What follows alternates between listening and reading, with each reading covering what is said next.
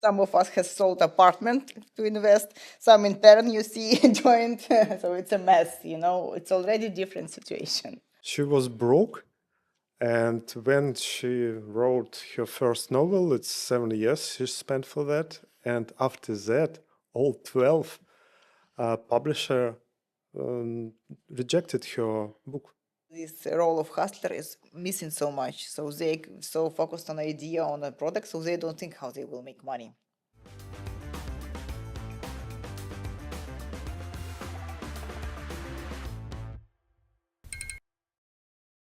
We are at the office of In a Global Cluster, which is hosting today events. And I'm honored to introduce Elena Malitskaya, an accomplished entrepreneur, financier, and investment executive who was made significant contribution of tech ecosystem as a founder of Ukraine leading accelerator. And Elena dedicated herself to building and future through strategic investments in promising projects. Please welcome Elena. Thank you, Dmitry, for your introduction. It's my pleasure and honor to be here. It's my pleasure to speak to the audience of our video and also to a live audience here. So I'm founder of Accelerator, which is accredited by European Commission, EC, and we are also in rank in Financial Times. We occupy 35th position. So we are active since last 6 years, and we have profound bunch of startups and cohorts. And today we prepared some kind of entertaining and fun information about what to do and don't for startups. Okay, so let's get started. Elena, you worked with so many startups over the years. In your experience, many cases, yeah? And why do some succeed while others don't make it? So actually, while elaborating this conversation and this lecture, I wanted to make like some smart inputs and to give some great theory and so on. But later on, I decided that it will be too much technical explaining why they go through this curve of innovation, why actually they fail. So I decided to make it more fun, more practice, and like more enjoyable. So let's start from the beginning. Actually, in our accelerator, we are already 6 years in the market, and during this period, we've seen about 100 startups. And we accelerate startups all over Eastern Europe, but we also have some capacities and connections with the United States and with UK, and we've seen this traction. And actually, real life cases from our startups actually gave me some inspiration to speak about. And also, I want to point that Dmitry also works with many startups, so Yeah. we have this understanding how they behave and what are common mistakes that they do. So when we are just starting the business, most of us, most of entrepreneurs, most of startups are very excited, very proud of yourself, have high esteem, high expectations. They're ready to build unicorns, something like those guys before Hanover. They're just so cool, so impressive. So they really think they're winners. But with the time, when the situation unfolds and when you actually start to doing something from idea to actually action, you'll see how life is changing. So let's say in 6 months, what we see is a little bit another picture, something like that. We've done burnout, run of energy, run of capacities. Maybe some of us has sold apartment to invest. Some intern you see joined. So it's a mess, It's already different situation.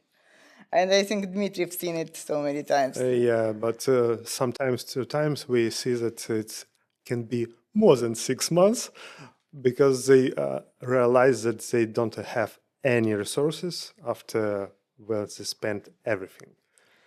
And they also totally burnt out psychologically. So sometimes 6 months, sometimes 3 years, sometimes later. Eventually, you'll find yourself in this curve.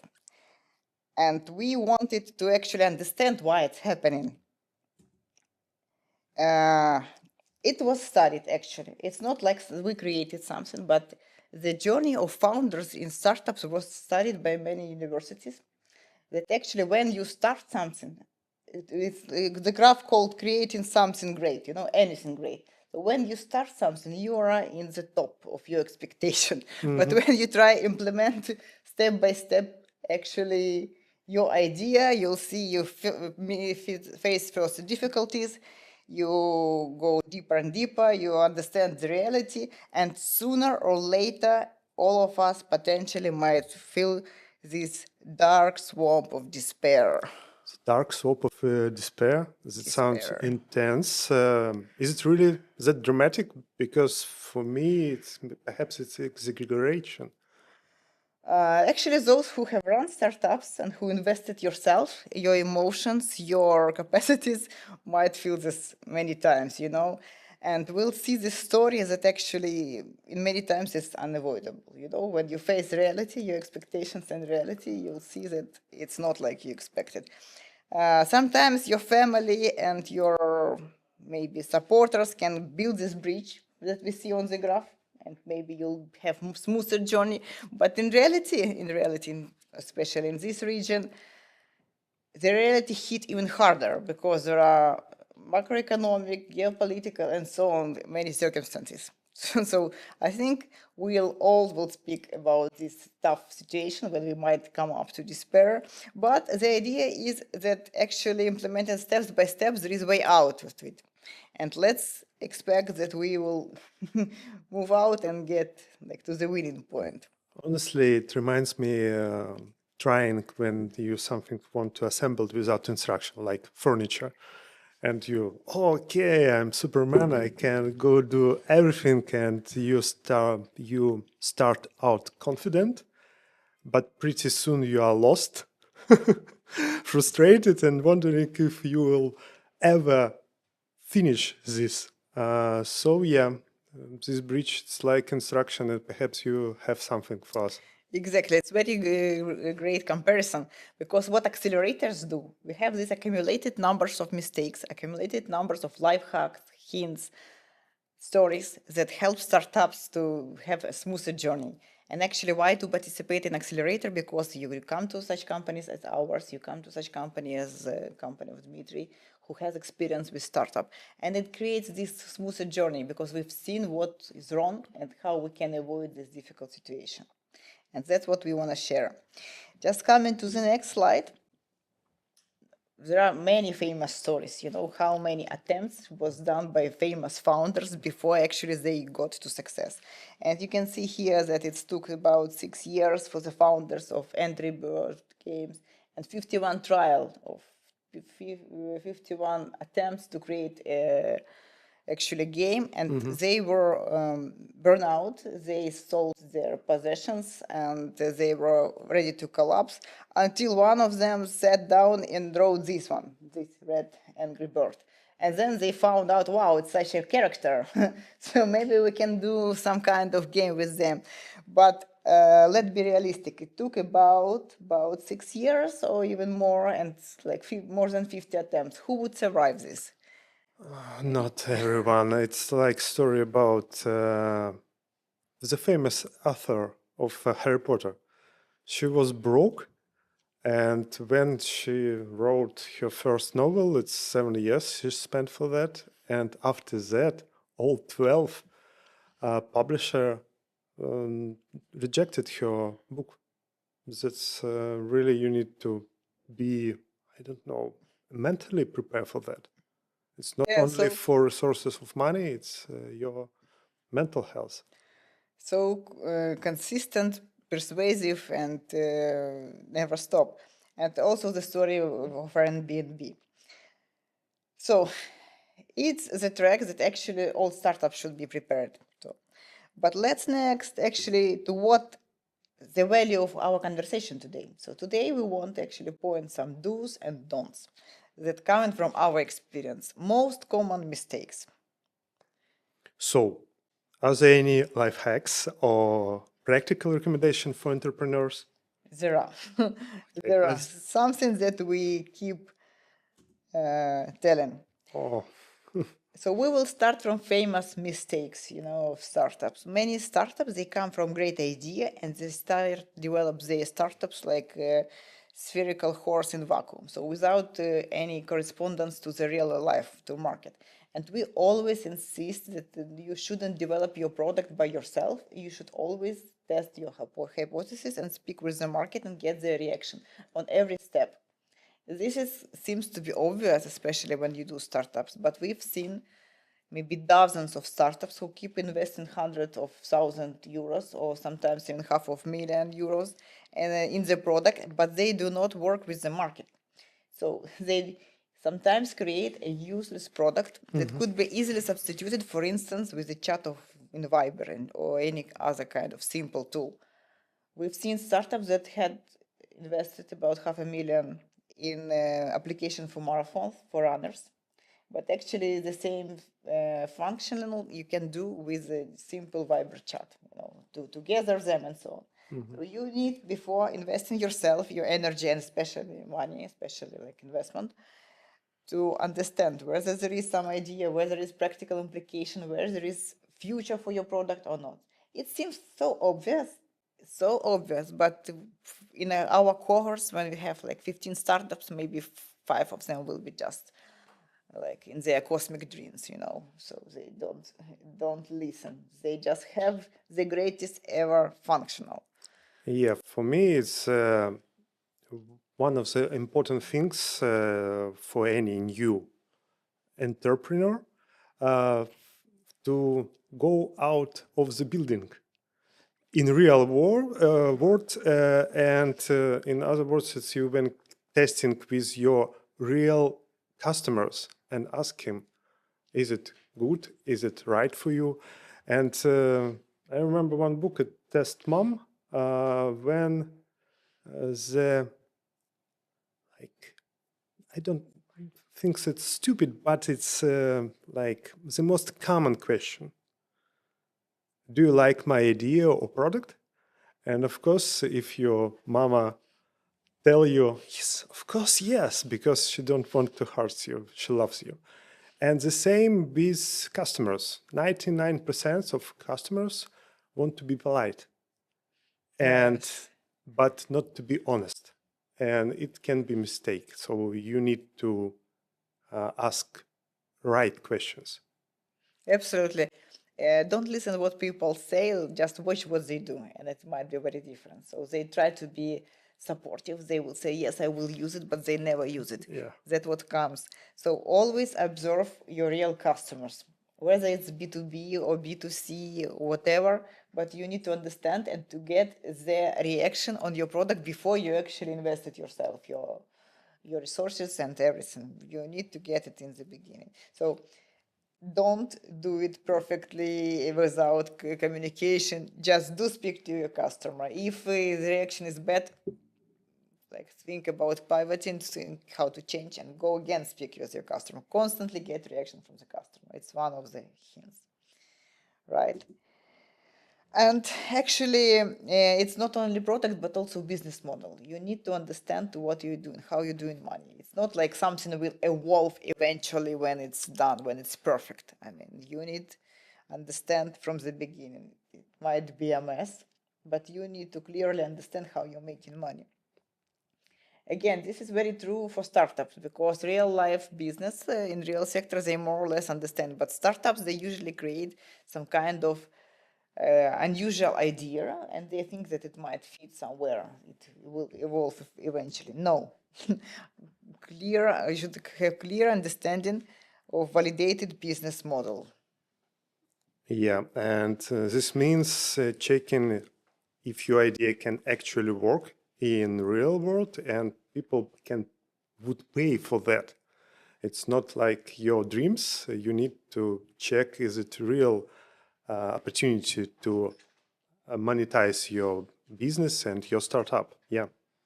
So many times people want just to play with new applications, so they're not ready to pay for it. And what is the best price? You need to understand that price should be painful, but they are still ready to pay it. So you need to experiment with this, not wait until it's actually come up. And this, again, one of the business like basic hints which startups usually don't do. So they don't create their validation. They don't even make a canvas sometimes. So they don't know with whom they work. They are just too perfect for this, It's just some routine stuff. Yeah, I bought one fitness application for mobile phone, and when I realized that they, how's it, 2 times ask me and use my PayPal account, and I pay for additional features that I don't want. And when I ask him, okay, I don't want this, I don't want any subscriptions, everything, they ask me why. It's it's too expensive, and they reduce price 4 times. Like, you need to only pay 25%, please. At least stay Yeah, with yeah, us. yeah, At yeah. least stay with us. Yeah, that's why you need to think if somebody wants to reject your services, how you can manage this, how you can create additional opportunity to find new resources for your startups. And it's such a common thing. Usually, while accelerator, we have special lectures that actually dedicated to business model, how you do it, either it's subscription or it's like one-off payment, or how do you do, what do you sell? And sometimes they cannot understand how they are gonna monetize, how they are gonna make money. So this is some kind of important question to do, to think in advance before you start fundraising. Yeah, and today we have software as a service, and now it's new model arrived on the market. It's time as a service. So you don't pay for software, you spend time for time which you spend work with this software. And it's new approach, and sometimes it can be like unpredictable, because if someone needs more time for work with you and other less, so we can like predict your resources, how they pay for time, and you need to think and testing which model is more convenient to you. Yeah, so it's like special things to consider. Let's come to the next Yeah, point, yeah. right? So just some ideas. Uh, Again, this might be obvious, but the concept of minimal viable product is very crucial. What we've seen many times that startup want to make product perfect, before tested or before went to the market. They just make so many features. They want to make just Tesla and to see whether it's already perfect or not. So you shouldn't go this way, because only medical startups, only medtech industry and aerospace maybe require this. Yeah. All other stuff like IT startups, like all kind of creative startups and so on, they might be done eventually. And with every step of the product, you actually gather new learnings from the market, new reactions, and you gather more information whether you're going in the right direction or not. So don't do expensive final product. Get information step by step on every step, right? Yeah. And actually now I want to pass the word to you and share your experience with prototyping. So a great examples of this approach is Kickstarter. Well, one of our customers, of course it's under NDA, they ask if we can produce some device. Of course, we can do that. It's we estimate it's not so much time and money. So we had discussed with them that you should taste it in real life, because we can do it. It's not rocket science to create this device. They prepare one example and create a presentation of that and put it on the Kickstarter. And they test it. And unfortunately, one of them didn't find support of the idea, and they decided, no, we stop any other activities. But some of them, and we have a lot of really examples in the Kickstarter platform, that implement the product, implement the idea. One of this product I use personally, and I'm happy to be part of this Kickstarter foundation. This is a great life hack that actually crowdfunding platforms like Kickstarter or any other, they are good not only just for fundraising, they are used to gathering feedback, to see the reaction of the market, Yeah. whether you're ready to invest in this or not. And if your consumers with your potential customers are not ready to invest, so they are not like an idea that much, so maybe you shouldn't spend yourself on this too much. Yeah. Uh, You can quickly gather feedback. It's not when you spend money, time. Paid You, feedback, like money yeah, supported feedback. yeah. But here it's not so huge money for put your idea in Kickstarter and check it. Without creation MVP, you can create only like 3D model, or you can use 3D printer and create something, some shapes, and show people functionality. And actually, the idea when startups comes to the accelerator, they get so much feedback from the mentors, and they getting criticized so heavily. So for some of them, it's hard to understand, but this is the value that accelerator brings, because like people like us, they do criticize startups. I mean, if we understand it, of course. So that's the idea why you need external expertise. Yeah, and perhaps everybody who works with this accelerating startups foundation, they think, oh, okay, perhaps maybe it's next Netflix, or I don't know, Tesla or something like that, which is rocket really run so huge investment and money, and you think, oh, can You I? know what? It's interesting that often we see that options as the opinion of different mentors are differ for different startups, depending on their expertise. Some of them told that it's bullshit, it's never gonna fly, and some of them say no, it's like next unicorn, and we've seen it so many times. So, but for the startups, it doesn't matter. It's not about your self-esteem. It's more about getting feedback and expertise, whether you go in the right direction and new ideas. That's the value. Yeah, but you need to listen to Yes, and hear them, and because yeah, it's not. exactly, not to be blocked by kind of your criticism, but be open and see it. Actually, it's another point. Maybe we need to get some slides on this, that be open to your reaction. But let's move on. It's my favorite story. It's a real life story. So, Choluteca Bridge. So, what's happened? What do you think what happened actually? Wrong place. It seems like it was wrong. So it's a real story. You can Google it while we're speaking. It's really makes sense. It happens in Honduras. So they wanted to create a perfect bridge, something like Golden Bridge in San Francisco, something like this. So it's like perfect engineering construction Yeah. that actually unbreakable. It's super great. So I think it's happened like in 90s, so not that far, like a couple of decades from us. So they built this bridge that crossed the river, but then a hurricane came. Like it was a real natural disaster, and it was so strong and powerful that it actually changed the flow of the river.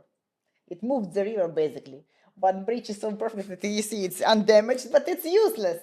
And that's what happens so many times in our life, that we do something perfect and then something unexpected come. And there is a rule. I mean, we should accept it and be ready for it. If unexpected can happen, it happen. And who would think that river can be moved? I mean, so river moved. I mean, Google it. It's so fun. But this is just the point to be more resilient, maybe, and be ready for surprises. Yeah, it's the same with AI today. AI cleans a lot of companies on the market, because today we have ChatGPT, Claude, and you can use the API, and you don't need today reinvent bicycle, and use ready-made solution from shelf and only adapt them. So many things changing. So all of us maybe have been in a situation when you start perfect business and then everything changed.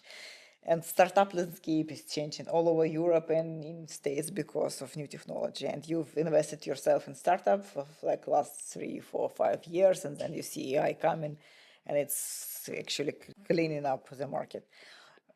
again, if you're in the tech startup or another kind of innovation, you've seen that geopolitical situation changing, markets changing, so everything's changing. So, but the story of Hulateka breach is like teaches us to see what we will do if everything changes. Yeah, story. Plan B, plan C, plan X, Y, Z. We should consider. It's the similar story with Blockbuster company, which provide renting of movie. And they create a huge chain in the USA, and after change happens, we have bandwidth Ethernet with really good connection, and arrive Netflix. They have a lot of shops with Blockbuster, with cassette, CD, DVDs, And technology changed. yeah, and they can't adapt. And they've gone bankrupt. So it's a story. We have a lot of examples of that.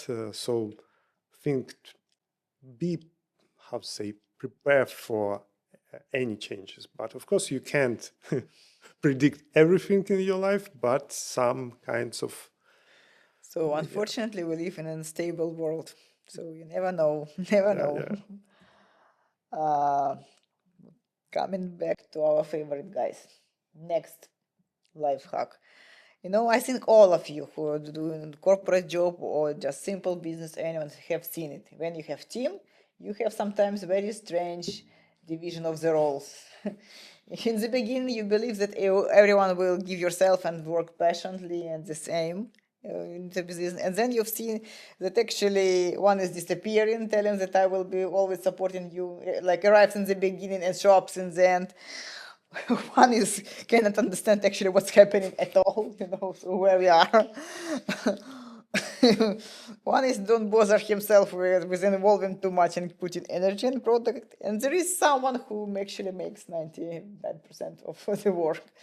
Fair or not fair, it is what it is. Especially this is fair to startups, because in like normal life you can have this description of your job responsibilities, but in startup it's a bit chaotic, and it happens so much that actually you don't have clear roles. You know who is IT, who is doing what, but when it comes to efforts, it might be so different. And this is don't do. This is not like you go and you expect that all of you will invest yourself equally. It's never the case, unfortunately. There is such a thing like human nature, and there are many methodology and many approaches how to make it more clear. So from the beginning, you should actually understand the roles in your team. Again, it comes with experience. With second, third, fourth startups, you should clear know who is doing what. And it's not only like solo founder and CEO who is running. It's classical theory of startups advises that it's great to have at least 3 roles. Someone who is keen on focus on the product, someone who is actually understands customers' design and like beauty of innovation, and actually someone who make this one equation, 1 + 1 multiplied by 7, someone who actually keen on making money, so basically hustler. And we've seen in our startup practice and accelerator that actually this role of hustler is missing so much. So they so focused on idea, on a product, so they don't think how they will make money. Especially this is true for deep tech startups, for scientific startups. So this basic stuff, which we explain to startups, that they supposed to have some hustler, someone who's thinking like commercially in the team. It seems obvious for experienced businessmen, but when you, for instance, researcher or you are in science and you need to actually make some kind of transfer technology to real life, it makes that you need to involve additional hustlers, people who will make money from your product. So those are main roles to consider, right? And I think, Dmitry, you've seen such situation as well. I have situation with Adidas. He create his theory of PAEI. It's when you recognize that no single person can excel in all four roles. What I mean, P, it's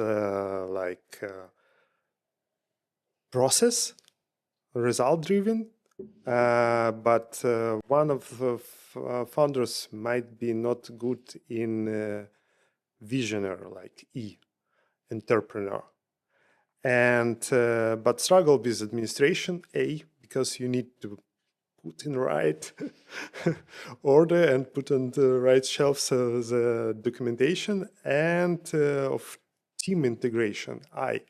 So integrator who manage team, organize work.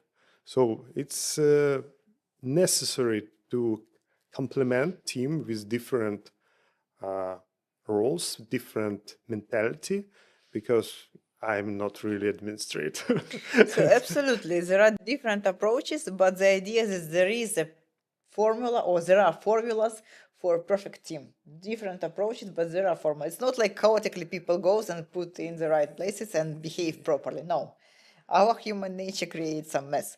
And one of the mistake when the founder think, oh no, he doesn't match with me. Like he's so, I don't know, pessimistic, or perhaps it's a realistic person, and can be ask right questions. What we will do if we don't have money? What we will do if we don't, if we change something on the market? And you need to combine people in your team, and perhaps we realized why we should. It's about scaling, perhaps. And usually when you fundraise, this is life hack for the startups, you might hear this question from VCs. So how long do you know each other? Have you worked before? And if you have already experience working before in another company or in another startup, it's a plus, because you know the behavior, you know the approach. So it's more trustable team that you will not collapse when you're facing first troubles. So it's a hint that, and those startups who already kind of work together for a while, or teams who know each other, I don't know, from university or from previous job, they are more stable. Okay, I don't know about that. The VCs usually ask, how know you? I think every time that we've create something new, and you don't know, you don't want to work with sometimes friends, It because you depends. can't fire them. Depends. Family, the same situation. I think sister, brothers, cousins, and oh, you don't want to work with me. Why? We are the family. And what we should do in this case? Working with the family? Yeah. It's a surprising question. But actually, I would point that there are many successful companies in the United States market that are actually not public, because they're still running by the family, for instance, Walmart and so on. So they run generation by generation and they don't go public. So there are some success stories. Maybe it's kind of separate business how to manage family, like how they manage this within family. But what about Like startups? Yeah. We've seen situations when husband and wife get in startups and they divorce. It might be the case. It's like making, reparation of your apartment. It's pretty much similar. Life is life, but it shows who is what, who is go where. So maybe it's part of the situation. But what I wanted to add here, so it's a special things to consider, and we have special lecture on this. It's called partnership in startups. So partnership within team role, and they're very advised to have partnership agreement. When you have these roles written down, it's not only about stakeholders agreement, like you share like 30% of equity, but you actually also describe your role, your situations, how you want to exit, in which situation you will exit. So in those approach, when we speak about United States market, they have many additional instruments there, like vesting and so on, how you will be diluted, how your equity behave in this situation. So this is special lectures or even block of lectures that accelerators also provide to startups. Partnership agreement, division of roles, and how to behave. and also legal aspects of it. So what we do if we feel that we invested more than, for instance, my partner who is still engaged in other startups. So how we do, how our shares getting acquired. So this is important. This is one of life hacks that we pay Okay. special Investors, about when you uh, arrive guys from other foundation and they try to buy you, and what part of shares should you keep? As accelerator, this is for us a very crucial block of lectures because we usually even invite VCs and they explain this to startups, how they behave and how the business valued, how they being diluted, who is diluted, who has like preferred shares, who has not, what approaches in our markets like in Central Eastern Europe, what approaches in UK or in US market because usually our startups, they are not aware of those instruments. For instance, they've never worked with safe agreement that is given by Y Combinator and so on.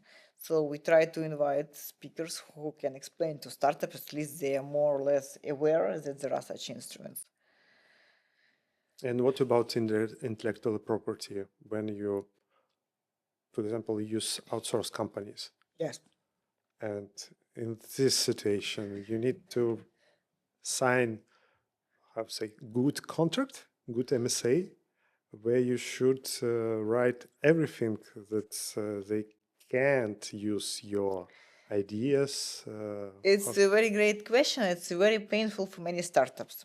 I explain why, because we even studied this part of intellectual property laws in many countries. And what happens if you take some idea and you make a product, and then someone makes a copy of your product, but using another language of programming, it's considered to be different, even it looks the same. So you even cannot protect yourself in such a way. This is first tricky question. Second tricky question is actually AI. Like a lot of things now done by AI, whether it's considered your intellectual property or not. Maybe it's considered like part of the text and part of the code. It's like product of ChatGPT, and it's maybe product of another company, right? OpenAI, not from your side. So it's a new tricky questions that actually evolving now, and legal authorities are still thinking how to consider it. It's something that upcoming in the future. It's things to we will see how it will be moderated. If I'm startup, should I hire good lawyer for creating this MSA or contract? What's you like? What is your advice? Sooner or later, you should have some lawyers. You should know them before. Before you need them, right? There is a good proverb that you need to know doctors, lawyers, and other guys way before you need them. So build relationship with them I see. in advance. So sooner or later, this question might pop up. Next life hack is actually thinking about your users in advance. Think where you will get first 1,000 users. This is fair for different startups, whether it's like B2C, B2G, and so on. Think of them before, not like developing something without users. And the ideas might be different, you know. You can get them from offline, depending on your business. You can steal them from using social media. You can get them from the real communities like hubs and so on, or using press by advertising them and so on. So just many ideas, but you should have plan at least for 1,000 users with whom you will start to work actually. And what about 5,000, 10,000? And this is scaling. You will get results, you get feedback, you'll see whether they retain or will they just use your product once, and you'll see their behavior. So don't hurry up, yeah. No, it's exactly what we are saying. What's the next question? And it's like very often question. So one, what do you think how you will scale? And you see approximately this phase scale. Like it's very like typical phase of startup, and you actually speak with them when we see approach startup and ask so about your strategy, so they don't bother. Why do you ask me such inconvenient question? It's typical So, reaction. can you share any life hacks or best practice for scaling? First, and just a basic life, start thinking about it in advance. You need to get this actually answer before you get pitching to any pitching content. You have to get this idea, at least. And the point is that all markets, especially in IT, in applications, they are so saturated now. They are full of products, and you have many copies of different products, many approaches. But some of them are scaling, and some of them dying. So it's not like you have super new idea in the market, but you need to think how you get actually users, and you need to try to answer this famous question, that VC says. So how do you do business in Europe, for instance, without buying ticket? How do you do business somewhere in Mexico by sitting here? How do you scale? How you approach this market? And actually, it's not that funny because we've seen it so many. We had 1 year ago, we had in a booster program. This is a program for startups from Poland, Slovakia, Czech Republic, Hungary, and Ukraine. And we had this question from Polish startups: so how do I do business in Prague, in Czech Republic? Say, how you do? I mean, at least you need to move yourself and get some partners there. I mean, it's like 5 hours drive, and you can make some relationships there, try to find and build. So, but you need to think about it before, and actually whether it's B2B business model, whether it's some kind of partnership, whether it's online business, startups should think about it. So this is, get your answer to this question: how do you do business there? But sitting here, for instance, in Warsaw, whenever we are. It's a hard question. It is. Yeah, sometimes you don't think, okay, you are in software layer. I believe you can use any kinds of social media like LinkedIn or community. Some of them has a conference and you can go there or meet virtually. Today it's a lot of, I think, LinkedIn and everywhere. But I think about that's the main question that we should think that we sell not companies, we sell people, person. For example, if we work in, I don't know, outsourcing the same, it's your ICP is CTO, and without connection with him or her, you need to be, I don't know, polite. You need to be show your knowledge, your practice, your skills, and perhaps after that they buy your services. But what about startups? This is special workshops and lectures that we give to our startups, actually developing this path. How you gonna make those business? Because there is no know-how. I mean, it's like all traditional way. Either you have representative office or you work through online and so on, but you need to have this idea. And here the main life hack is thinking about it in advance. So depending on how you will, whether it's, or depending on type of your startups, you will see how it evolve. But the point is that this painful question startups usually skip. They think that they will grow somehow, like mushrooms after the rain, but it's not the case.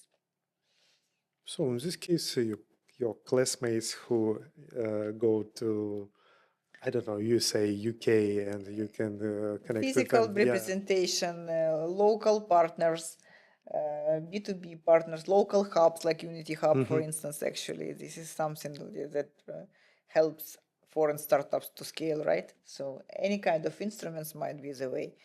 Any kind of online representations, if we are speaking about some kind of software. So we should think global. Startup should think global. It could be whatever.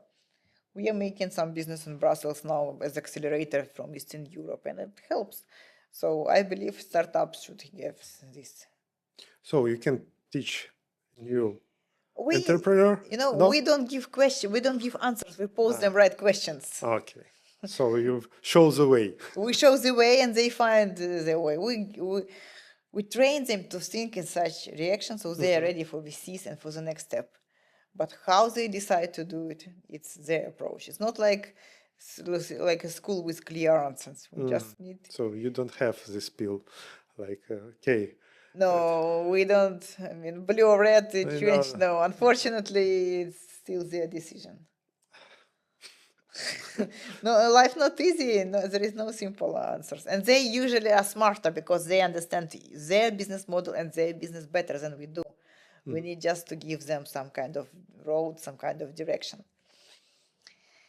So, scalability. This is important things to think. This is something to consider how we will scale. Actually, as accelerator, we are failing to scale because we've seen that market will be perfect. We will have office everywhere, but it's not that the case. I mean, it's not that easy.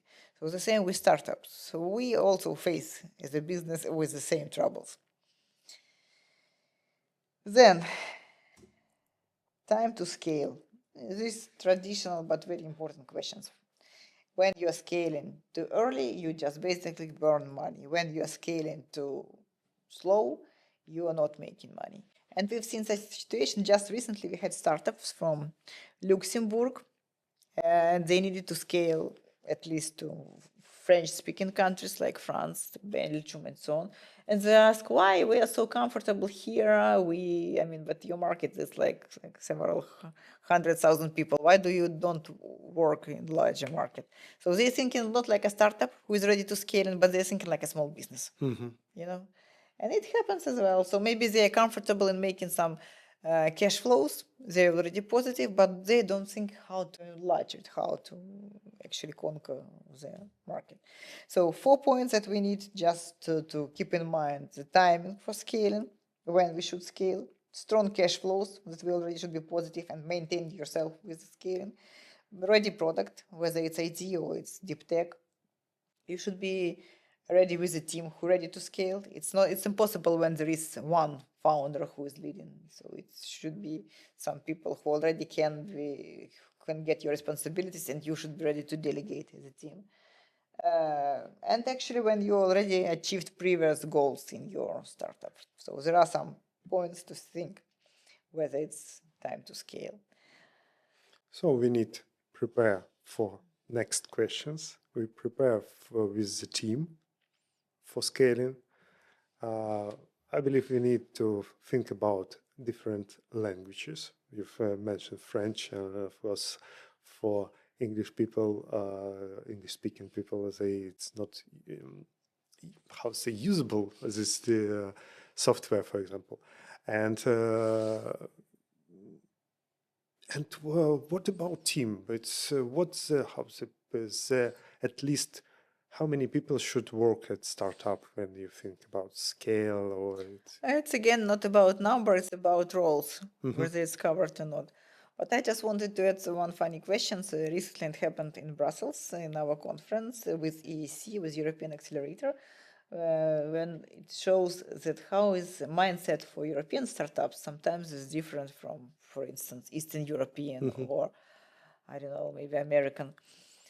Because one Greek consultant, they were so offended. Why all European startups want to go to United States? I said, it's wrong strategy. They should stay where they are. And what can you tell her? I mean, small market, you should to scale. And when a consultant says like something like this, then and some of entrepreneurs they afraid of scaling. They don't know what's next. Okay, I have 40 people in team, and now I need 400, and for them it's headache. Hard. It's a painful. So maybe you should be ready by step out and giving this role to someone. There are great people who initiate some business, and there are then great people who scale, right? And it's different mindsets, different approach.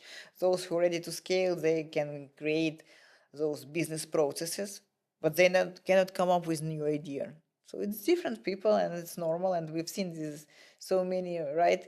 So cases in history, for instance, if it's famous story of Apple when Steve Jobs have to step out.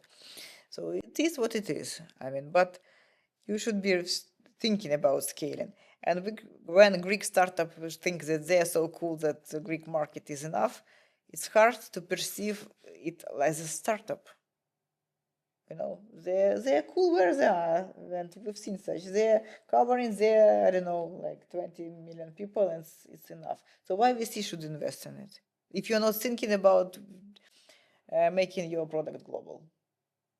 So we've seen it also. It's not that seldom when startup behave like this. So you already not a startup, but kind of established business, making positive cash flows, who found their niche, who is comfortable where you are, and maybe it's part of the life. But startup is something that eventually is growing to the conquering like big markets, in our understanding. Yeah. Moving next. Yeah. So this slide actually explains what's the difference between startup and scale up. It also gives startups usually some mindset of scaling. So it's important. It's mostly what we already discussed, right?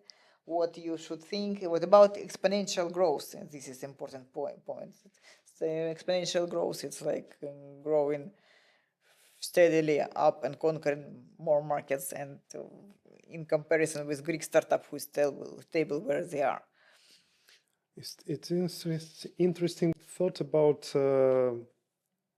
attract external CEO or something like this on the role, because they have fresh air, yeah, and perhaps they don't have narrow-minded mentality and think it's okay. It's for them. It's easier. Okay, 1 million, 10 millions. It's easy. Let's go. And for scale, I heard that a lot of companies they don't want to like extend it or be more and more. They comfortable with this market, like family business. Absolutely. Family. And scaling like, is yeah. also revolution, and opening every new market is kind of painful because it feels like you're losing control. I had a lucky experience in my career. I worked as a CFO for IT business in gaming and in traffic business, and I've seen how they managed to scale in 20 European countries like in just half a year. So I couldn't believe. I'm coming from real sector initially, like investment executive from real sector, and when I came to IT business and I've seen how they can quickly scale in this business, I couldn't believe it's possible. I was myself very sarcastic and very kind of cautious that it's possible, but they've done it. They've put the applications all over the Europe, and they also had offices in Thailand, and it's impressive. And you mentioned like we prefer work in European market. USA, European, but what about Asia? About this region? Oh, colleagues actually already have expertise. I think it's undervalued here. We are so occupied with our troubles in Europe that we don't see those markets, but it's also a great market. And what, in your opinion, where we should look? If I'm not mistaken, Indonesian market, for instance, it's the same with amount of people as US market, for instance. It's like 200 million, 300 million. I mean, it's a lot. It's huge markets. And when you take Asia, it's even more. It's much bigger markets. And if you create some applications for India, you already, I mean, in the top. I'm not speaking about China because they have very different internet. They have very different regulations. It's almost, I guess, impossible to get from European startups to Chinese market. At least we don't have this expertise. We've never seen it. But speaking about Indian markets, like all those Taiwanese, not Taiwanese, but Thai markets, Indonesian markets. It's a great market for any kind of startups, especially like IT, gaming, and so on. It's possible. Indonesia, Yeah, Indonesia near Australia. Yeah. And it's huge country, but Huge, many yeah, islands. yeah. Yes. And Indonesia and Australia. What about Australia? It's Australia is a great market because it is English-speaking market. I mean, if you already most startups they are focused on English-speaking, so it's already great. And one more I wanted to add, also Latin America is great markets for our startups. As a European accelerator, we are also more focused on Europe. And you have to have special capacities to work with Latin American region. But as a region, it's great. It's growing. It's very. It's perceived technology very well. It's like mostly like Spanish speaking countries, which is quite, I would say, more open than Chinese, for instance. So it's also great markets for them to go. okay. Thank you. Thank you for your insight. And do you have something else? Let's see. So we'll skip startups and scale-ups and Figures. go to some Yeah, traditional failures. fails. Yeah. So 20 reasons startup fail. So, and basically, what does this slide give us? It summarizes everything that we told before. So all those mistakes, you will eventually find yourself in one of those mistakes if you would skip our life hacks that we shared today. First mistake is no market for these startups. You just because you develop your startups by yourself without correspondence to customers. It's the most common, one of the most common mistake. Second is actually finance, right? Not proper cash management, running out of cash. You run out of it before actually getting to the new round or before learning how to make money. Then not right team. This is a painful question, but it's important. And actually team in startups even more important than in every other business, because again, in every other business you can have just job description, and in startups everyone does everything. So it's important. And you can see all other points. And it's not like pessimistic slide. It's mostly the value of this slide because it gives us some learnings, what to consider, what mistakes to avoid. For me, it's hints. It's hints. It's hints. Think about this. Yeah. And this, or not only hints, but it's hints with values. You know, the most important thing about market, then think how you'll get cash from this market, then think who are doing what, and so on. We can use it like a checklist. Absolutely. And coming maybe to more positive things. We speak about failures a lot and a lot about mistakes. But still, as accelerator, as people who encourage entrepreneurship and as investors, we think that those people who are ready to make their business, they already have a very special mindset. As in European market, people tend to have jobs more than to actually experiment. In the United States, most of Americans, maybe 90% of Americans, during the course of their career, they already had some kind of entrepreneurial experience, more or less. It's just another entrepreneurial culture. So in the European market, people tend to be more safe, let's say, more safe, more comfortable. But if you already think about yourself as an entrepreneur, if you're ready to try something, if you're ready to fail, maybe to fail many times, you already kind of in like those 45% of the people. If you're thinking that you want to start startups, really something new, some innovations, you're already in those 88%. And if you're not only thinking but started doing something, you're already in 1% of population. So it's important for our people to understand. So it doesn't matter that even it seems like it's hard or it's like despair, like this dark swamp of despair. But if you're already doing this, you have a very different mindset and you are learning more than all people in BA, because making startups is maybe one of the hardest things that you will ever do. And what I want to say is there is no failure for such kind of people. There is only delayed success. This is the most crucial and inspiring way that we want to like to finish. So there is no failure for you, even if it feels like this. There is success. It's like you don't have bad or good experience. You have experience. And you know how to manage with that, how to cover this part of business. So for me, it's only like mentality uh, of your personality, and think how to manage everything. If someone have done this, you can do the same. Yes, absolutely. So it was a pleasure to speak to you and to share most important part. We just want to say that actually we are open for startups and you can get information about us, about our services, about mentors on our websites. This is useful actually for startups to know about ISE group.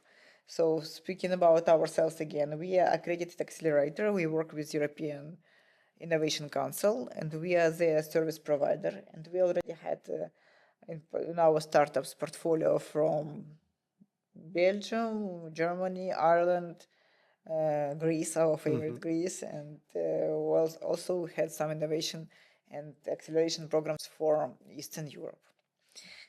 Welcome. We are open there. Please find us in LinkedIn, in Facebook, join our events. We also do some, currently we will do like smart city events.